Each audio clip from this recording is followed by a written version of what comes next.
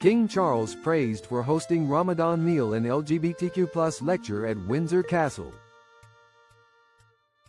A Ramadan meal and an LGBT+ History Month lecture held at Windsor Castle this year have been praised as examples of the King's momentous commitment to diversity.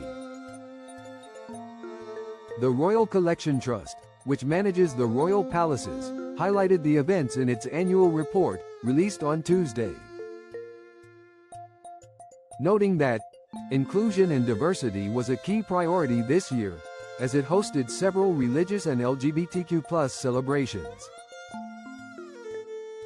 For the first time in its 1,000-year history, Windsor Castle hosted an open iftar in its state apartments, marking the breaking of the fast for Muslims during Ramadan. Last autumn, it also held its first Diwali Family Day, which included prayers led by the head priest of the Slough Hindu temple. At Buckingham Palace, the King's Gallery hosted its inaugural event for LGBTQ+ History Month in October, exploring some of the queer figures represented within the Royal Collection. In the report, Royal Collection Trust Director Tim Knox said the iftar meal had been held with the King's permission. He continued, "Such momentous events, alongside initiatives including the £1 ticket offer at the King's Galleries and its trial scheme at Windsor Castle and the Palace of Holyrood House, go some way to achieving our aim of finding welcoming and inclusive ways for everyone to enjoy the collection.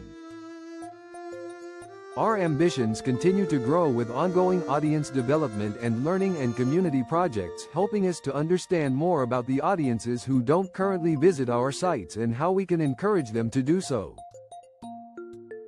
The iftar, held in March, was organized with the Ramadan Tent Project and brought 350 guests to St. George's Hall. Two reciters from Maidenhead Mosque gave the call to prayer from the hall's balcony. Simon Maples, Visitor Operations Director at Windsor Castle, said at the time that the King had been championing religious diversity and encouraging interfaith conversation for many years. Omar Salha, founder and chief executive of the Ramadan Tent Project, added, "The King is an excellent ambassador for this cause and is committed to community cohesion. We are incredibly grateful for his support towards the British Muslim community." For LGBT+ History Month in February, the Trust hosted an online lecture titled Queer Art and Artists in the Royal Collection. Alice DeQuitt, assistant curator of prints and drawings, told the audience, "Diverse forms of love and identity have always existed, but they have all too often been left out of history or rewritten entirely. February gives us an opportunity to resurrect this history, bring it to the fore and celebrate it." The lecture highlighted figures such as Leonardo da Vinci, who was accused in 1476 of sexual acts with a male goldsmith's apprentice, charges that were later dropped. While same-sex relationships were common in 15th-century Florence, sodomy was punishable by fine for the first 4 offenses and by death on the 5th.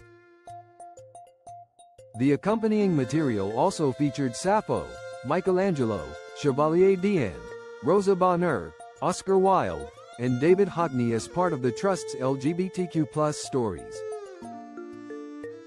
The Royal Collection Trust is an independently funded department of the royal household and receives no public funding.